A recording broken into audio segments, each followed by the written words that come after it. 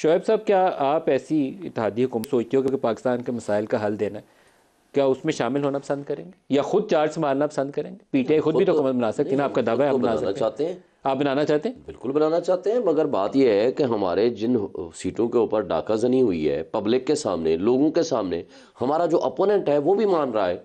यानी मैं मसलन अपने एक तीनों सीटों इस्लामाबाद की बात करता हूँ, हमारे मद्दे मुकाबल मुस्तफ़ा खोकर साहब थे, उन्होंने माना है, आपके प्रोग्राम में माना है, कल उसके पहले दिन भी माना है।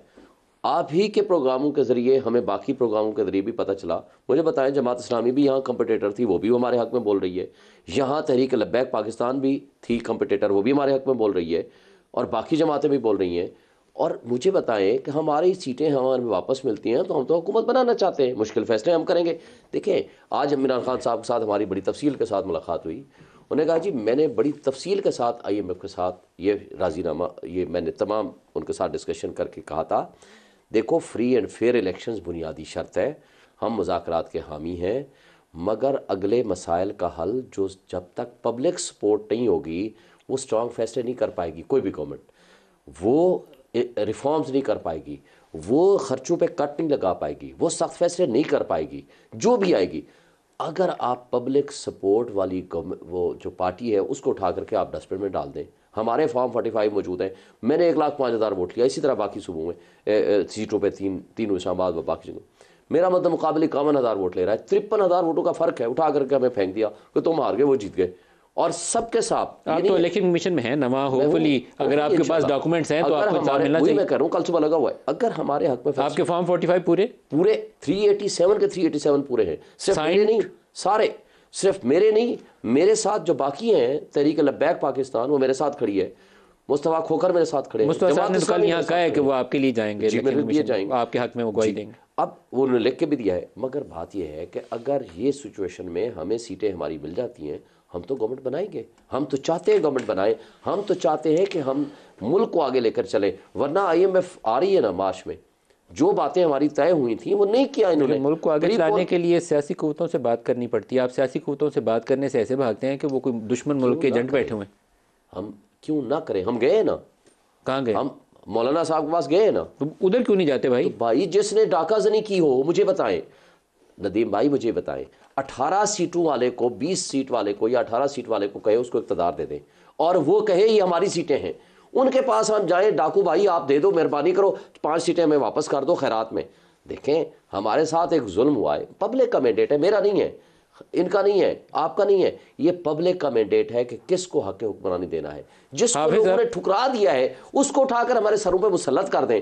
दिस इज दी वे। इसको आप समझते हैं कि ये जमहूरियत है? ये जमहूरियत पे तमाशा है। पाकिस्तान में क्या एक PDM 2 टाइप गवर्नमेंट बनने जा रही है या उससे भी ज़्यादा एक बुरी सूरत हाल वाली हुकूमत बनने जा रही है? बिस्मिल्लाहिर्रहमानिर्रहीम। बहुत शुक्रिया नजीम साहब। ये तो एक हकीकत है, किसी भी सिंगल पार्टी को अक्सरियत नहीं मिली कि वो सिंगल हैसियत में, इंफरादी हैसियत में हुकूमत बना सके। जो बड़ी पार्टियां हैं जिनको अक्सरियत दी गई है, मिली नहीं है, जिनको अक्सरियत दी गई है। आप भी कह रहे हैं कि दी गई? बिल्कुल दी गई है, कई कागज़ों पे लिख के दी गई। ये हमारा मौक़िफ़ है कि 8 फरवरी को जो इलेक्शन हुआ ये 2018 के मुकाबले में 10 गुना शर्मनाक इलेक्शन था, धांधली और बेकायदगी और बेज़ाबतगियों के हवाले से। मैं बलूचिस्तान के मेरा आंखों के सामने कि वहाँ कैसे इलेक्शन हुई, कौन कौन लोग किन किन पार्टियों में चले गए। अभी जो 5-6 आज़ाद हमारे बलूचिस्तान में थे, ये ख़ुद अपनी मर्ज़ी से पार्टियों में चले गए, बड़े पार्टियों में, या किसी के कहने पे चले गए। ये सबको पता है। एक बात आपको पता नहीं, जतवाया किसको गया? देखिए, आपको पता नहीं है, आपको जब इलेक्शन से 20 दिन पहले या 25 दिन पहले कि सिंध किसको दिया जा रहा है, पंजाब किसको दिया जा रहा है, वफाक में किसकी हुकूमत होगी, आपको पता नहीं था? हाँ, ये तो इस्लामाबाद में गॉसिप बड़ी आम थी। तो वही हुआ ना, लेकिन नताई तो उसके मुताबिक वही हुआ ना। अब आप बताएं, सिंध में किसकी हुकूमत होगी? जरदारी साहब की। तो यही बात हो रही थी। पंजाब में, बलूचिस्तान में किसकी हुकूमत होगी? वहाँ तो सुनने आता था पहले आपका नाम, आप मुझे लगता है किसकी हुकूमत हो गया? मैं आप तो जरदारी साहब की, तो यही बातें हो रही थी। पंजाब में किसकी हुकूमत होती? नून लीग। वही बातें हो रही थी। लेकिन वफाक वाला काम कुछ और तो मैं वफाक वाले में भी पेमरन की मुबारक को उनको मैं मेरे भाई है। फिर या तो 120 नशिस्तें मैं तो उस वक्त की बात कर रहा हूँ ना। अभी 80 हो गई। अभी तो देखिए ना, अभी तो 120-25 सीट दे देते उनको मसला ही ना होता। जो बड़ी पार्टियां हैं वो खुद अंदर से नाराज है किस बात पे? इस बात पे कि जो कुछ हमें मैंडेट मिलना था वो हमें नहीं मिला है, एक बात। दूसरी बात यह है कि पीटीआई कहती है इनका इलेक्शन मैंडेट चोरी हो गया। ठीक है, यही बात है ना। ये कहते हैं हमें हरवाया गया, आप कहते हैं केपी में मौलाना साहब ने कहा कि पीटीआई के फेवर में रिगिंग हुई। तो क्या इनको जितवाया भी गया और इनको हरवाया भी गया? ये बात कैसे सही हो सकती है? ये हो सकती है, क्योंकि जब जो कुव्वत ये कर रहा है ना, उन्होंने तो भी आवाम के सामने अपने आप को ऐसे पेश करना है कि अगर मैं करता तो मैंने वहाँ क्यों नहीं किया है। तो फिर ये पीटीआई कैसे जीत गई? अगर मैं करना चाहा तो पंजाब में पीटीआई कैसे ऐसा सूरत में जीत गई? तो मैंने कुछ भी नहीं किया है।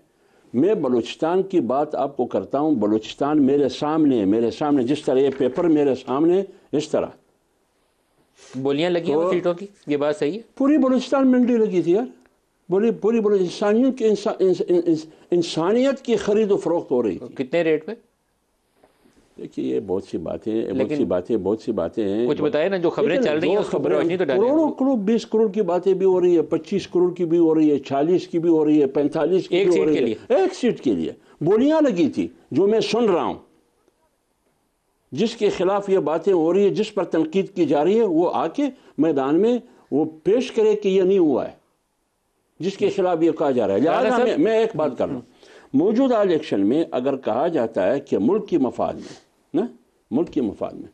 मफाद में ये है कि महंगाई का खात्मा हो, गुर्बत का खात्मा हो, बेरोज़गारी का खात्मा हो, ये होना चाहिए। तालीम और सेहत की सहूलियत कैसी हो, रूल ऑफ लॉ कैसी हो, आइन की बालादस्ती, पार्लियामेंट की सुप्रीमेसी कैसी हो। आप मुझे बताइए, इस मैंडेट की जो मुतनाज़ा मैंडेट है, मुतनाज़ा इलेक्शन में 2018 से भी मुतनाज़ा है, इस मैंडेट पर बैठ के आप इस्तेहकाम कैसे ला सकते हैं? मुझे बताइए। राना साहब बताइए, आप इसका जवाब दे दें। सियासी इस्तेहकाम जब ना हो तो माशी इस्तेहकाम कैसे ला सकते हैं? जी राना साहब, ये अलवी साहब के अल्फाज इन्होंने दोहरा दिए हैं कि विदाउट पोलिटिकल इंक्लूजन आप ये कैसे काम आगे करेंगे, मुल्क में अमन कैसे आएगा? मैंडेट को आप डिफाई कर रहे हैं। नहीं, ये बात ये पहली दफ़ा हो रही है। जब एक डाकू साहब जो है वो 2018 में थे, उस वक्त उस डाकू साहब ने जब गवर्नमेंट बनाई थी तो उस डाकू साहब को हम भी यही कह रहे थे कि डाकू साहब हमारी सीटें वापस करो, और वापस करने के बाद जो है वो हुकूमत बनाओ। इस तरह से जो है वो काम नहीं चलेगा, नहीं चलना चाहिए। लेकिन डाकू साहब जो है वो हमारे ख़िलाफ़ उन्होंने एक नैब का चेयरमैन लगाया, उसकी वीडियो बनाई, फिर चलाई, उसको काबू किया। उसके बाद हमें जो है वो जेलों में ठूंसना शुरू कर दिया। तो मामला ये है कि अगर आज वही डाकू साहब मुद्दई बने हैं तो वो डाकू साहब को चाहिए कि वो ज़रा उस अमल को भी याद कर लें। मामला ये है कि इस तरह से तो बात नहीं बनेगी। 2013 में जब इलेक्शन हुआ था और उस इलेक्शन के बाद भी यही कुछ हुआ था, और उसके बाद फिर सुप्रीम कोर्ट के एक जज ने इंक्वायरी की, या उन्होंने वो मामला कमीशन बना, और उस कमीशन ने जब कंक्लूड किया कि कुछ नहीं हुआ, इसके बावजूद नहीं किसी ने माना था। उसके बावजूद जो है वो धरने, जलसे, जुलूस सारा कुछ होता रहा, और पूरे 4 साल जो है वो किसी को सुकून से काम नहीं करने दिया गया। यहाँ तक कि गैर मुल्की यानी मुल्कों को, ताकतों को भी रोका गया कि वो पाकिस्तान की जो है वो मदद ना करें, पाकिस्तान के साथ मुआहदे ना करें। मामला ये है कि आप समझते हैं कि 2024 वाले इंतखाबात जो हैं वो साफ सुथरे हुए, 2018 वाले रिग्ड थे। नहीं, 2024 नहीं, सुन लें मलक साहब, 2024 जो है ना, यहाँ से दुनिया शुरू तो नहीं ना हो रही। दुनिया जो है ना वो 2013 में भी थी, फिर उसके बाद 14, 15, 16, 18, उसके बाद ही 24 आया ना। कोई ये तो नहीं है कि 24 जो है वो सन 47 के बाद अगला साल जो है वो 2024 आ गया है। तो मामला ये है कि जो भी हुआ उसके ऊपर जितना भी एतराज़ है, सर आँखों पे बिल्कुल एतराज़ भी करें, उसके ऊपर जो है वो अपना एहतजाज भी करें। हम भी करते रहे हैं। जो एक तरीक़ाकार हमें बताया जाता था, जो हमें बताते थे उस वक्त, बाकायदा कानून की किताबें खोल के बताते थे कि भाई ये ट्रिब्यूनल्स हैं, ये अदालतें हैं, उनमें इस तरह से पिटीशन करते हैं, पिटीशन में ये बातें लिखते हैं, उसके बाद फिर एविडेंस पेश करते हैं, और उसके बाद जो है वो फिर बात आगे चलती है। तो जो तरीक़ाकार आइनी और कानूनी तौर पे है उसके मुताबिक जो है इनकी सीटें जितनी हैं सारी वापस ले लें। हमारे पास अगर 80 हैं तो उनमें से अगर 78 इनको वापस जाती ले लें ये वापस उस तरीक़ाकार के मुताबिक, कौन इन्हें रोक सकता है? ये बात तो सही है, लेकिन जो एक तरीक़ाकार है जिससे पीटीआई गुरेज करती है वो बातचीत का अमल है जिसमें इन्हें आगे बढ़ना चाहिए, कानूनी रास्ता इनको अपना पूरे जोर शोर से परसू करना चाहिए। बात आपकी सही है, लेकिन एक चीज़ मैं आपसे जवाब लेना चाहता हूँ, फिर मैं आगे चलूँगा। क्या नवाज शरीफ एक ऐसी कोलिशन की फॉर्मेशन के ऊपर ऑन बोर्ड हैं जिसमें पीपल्स पार्टी आपके साथ वजारतें नहीं शेयर कर रही होगी, ये कॉस्ट सारी आप ले रहे होंगे, क्या नवाज शरीफ इसके ऊपर ऑन बोर्ड होंगे? मैं थोड़ा सरप्राइज हूँ क्योंकि मेरी इत्तला ये थी कि नवाज शरीफ रिलक्टेंट है ऐसे किसी भी फार्मूला के ऊपर जिसमें पीटीआई वजारतें ना ले, पीपल्स पार्टी वजारतें ना ले। देखें, बात चीज़ें ऐसी हैं कि जो अभी क्योंकि बातचीत हो रही है तो फिर अगर बात की जाए तो वो फिर थोड़ा उसको जो है वो गज़ंद पहुंचता है। मामला ये है कि आप बात कर रहे हैं कि पीएमएलएन मिनॉरिटी गवर्नमेंट बनाएगी। मैंने आपको कह दिया है कि नहीं, ये कोलिशन गवर्नमेंट बनेगी और ये 3 जमातें होंगी। इन 3 जमातों की कोलिशन गवर्नमेंट होगी, ये बनेगी भी और चलेगी भी। क्या पीपल्स पार्टी वजारतें लेगी या नहीं लेगी, हाँ या ना? इसमें अगर आप समझते हैं ना है तो ये कोई ऐसी बात नहीं है। ना जो है वो कभी हाँ में भी बदल सकती है, हाँ जो है वो ना में भी बदल सकती है। ये चीज़ें मरहलावार जो है वो चलती हैं।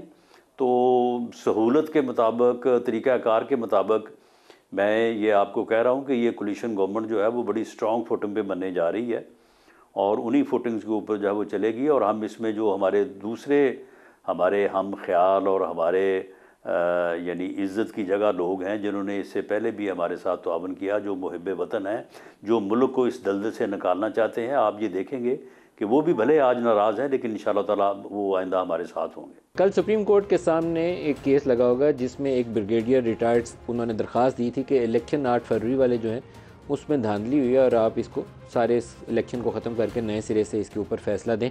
क्या इस धांधली वाले मामले के ऊपर सुप्रीम कोर्ट एक पावरफुल पोजीशन इख्तियार कर सकती है? बहुत सारी जमातें फॉर्म 45 और 47 का इशू उठा रही हैं कि 45 में नताइज और हैं, 47 में नतीजे को बदल दिया गया। और ये सिंपल मैथमेटिक्स है जिसको आप सिर्फ 2 फॉर्म के ऑडिट के ज़रिए वोट ऑडिट कर सकते हैं। लंबी चौड़ी एक्सरसाइज नहीं है, एक दिन 24 घंटे में ये काम हो सकता है। क्या सुप्रीम कोर्ट ये हुक्मनामा दे सकती है? आपसे शुरू करता हूँ शुएब साहब, क्योंकि आपका भी इशू 45 और 47 का है। क्या कल सुप्रीम कोर्ट से आप तवक्को रखते हैं कि इस किस्म का ऑर्डर दे दे या वो झाड़ फूंक करके आगे निकल जाएंगे? देखिए, तवक्को तो हम रखते हैं। मैंने एक ख़त भी लिखा है, ओपन लेटर, अगर आप तक पहुँचा हो तो। मैंने उसमें सजेशन दिए, मैक्सिमम मैंने कहा 3 दिन में ये मसला हल कर सकते हैं।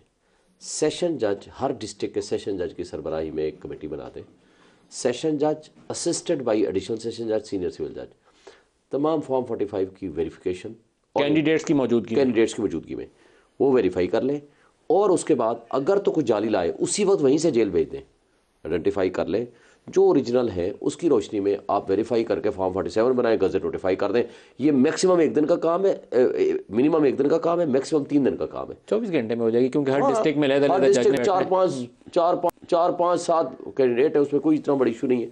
मगर अगर चीफ जस्टिस चाहें ये फौरी तौर पर कर सकते हैं। इतने बड़े क्राइसिस को आप इसको रिजॉल्व करके मसले का हल कर समेट सकते हैं। और उनके अलावा किसी में कोई ना ताकत है ना कॉन्स्टिट्यूशनल जिनके पास ये पावर है, ना वो इसको हल कर सके। वो चाहें इस सारे मसले को हल कर सके। हाँ, इलेक्शन कमीशन चाहे तो कर सकता है, लेकिन इलेक्शन कमीशन की लगता है कोई नीयत नहीं है, तो वो तो इन चीज़ों को उलझा रहा है, उन चीज़ों को वो जा ही नहीं रहा उस तरफ। आप अगर चाहें, देखें बात यह है, जहाँ लीगली अगर आपके पास फॉर्म 45 हो तो आप इनको हाई कोर्ट में या सुप्रीम कोर्ट में बराह रास्त चैलेंज भी कर सकते हैं। ये ट्रिब्यूनल वाली स्टेज के बाद नेक्स्ट स्टेज वही आनी है, वही। लेकिन ट्रिब्यूनल से पहले की स्टेज है ना, वो तो इलेक्शन कमीशन को अख्तियार है, सेक्शन 4 और section 8 of the election act के तहत, उसमें कोई दूसरी राय नहीं है। मगर बात यह है कि इसको फौरी तौर पर अगर नीयत है ना, कोई इशू नहीं है। अब मसलन मेरा है 53,000 का फ़र्क, सलमान अकरम राजा का 1 लाख वोट का फ़र्क है, यानी मध्य मुकाबले ले रहा है तकरीबन 50,000, ये ले रहा है 1,47,000। 1 लाख वोट के डिफरेंस को ख़त्म करके उसको जिता दिया। यानी कोई जहन मानने को तैयार नहीं यार। 2-4-5 हज़ार की चोरी, डाका जनी, राणा साहब को बहुत डाकू याद आ रहे हैं, इनसे पूछे कि कितने आपके पास फॉर्म 45 थे जिनको लेकर के आप लहराते हुए आप आ जाते, आप आते ना सबके सामने। हम तो आज खड़े हैं ना, हमारा मुखालिफ जो मेरे मुखालिफ इलेक्शन लड़ा वो आकर के कह रहा है जो हम कह रहे हैं वो दुरुस्त है। कितने इनके मुखालिफ थे जो आकर कहते थे जो हम कह रहे हैं वो दुरुस्त है। 2018 में हुआ होगा, मैं नहीं कहता, मगर जो आज हो रहा है, समद चकजाई भी वही कह रहा है, दूसरा भी वही कह रहा है, तीसरा महमूद खान चकजाई, सॉरी उनके वालिद का नाम ले लिया, दूसरा भी यही कह रहा है, तीसरा भी यही कह रहा है। 18 में भी सारे कह रहे थे आपके अलावा, ठीक है, आपके अलावा सारे उस वक्त भी कह रहे थे। देखें, कहने की बात सिर्फ नहीं होती, आज तो एविडेंस है ना, चौथे 7वें बंदों को जिता दिया, जिसके पास 4000 वोट है उसको जिता दिया।